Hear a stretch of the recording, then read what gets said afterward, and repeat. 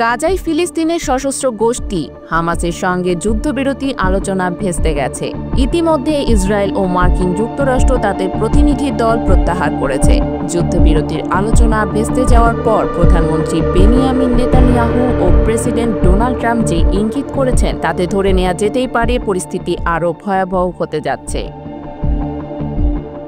রয়টার্সের একটি প্রতিবেদন অনুযায়ী 25শে জুলাই কাতার ও মিশরের মধ্যস্থতায় গাজায় যুদ্ধবিরতি নিয়ে আলোচনাটি ব্যর্থ হয়েছে। বৃহস্পতিবার হামাস মার্কিন সমর্থিত যুদ্ধবিরতি প্রস্তাবের জবাব দেওয়ার পর ইসরায়েল ঘোষণা করে তারা তাদের প্রতিনিধি দলকে পরামর্শের জন্য প্রত্যাহার করছে। প্রধানমন্ত্রী বেনিয়ামিন নেতানিয়াহু বলেন হামাস এই চুক্তিতে বাধা সৃষ্টি করছে এবং ইসরায়েল এখন গাজায় বন্দী জিম্মিদের মুক্তি ও হামাসের শাসন শেষ করার জন্য বিকল্প পন্থা বিবেচনা করছে। মার্কিন প্রেসিডেন্ট ডোনাল্ড ট্রাম্প বলেছেন হামাস চুক্তি করতে অনিচ্ছুক এবং তাদের নেতারা এখন শিকার হবেন।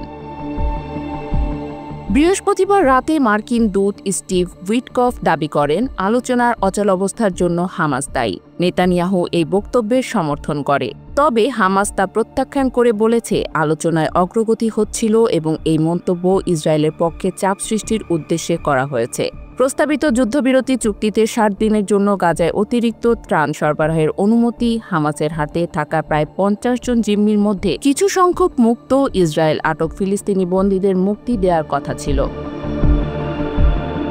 যুদ্ধবিরতি চুক্তি ভেস্তে যাওয়ায় হামাস ও ইসরায়েল একে অপরকে আগ্রাসনের জন্য দায়ী করছে।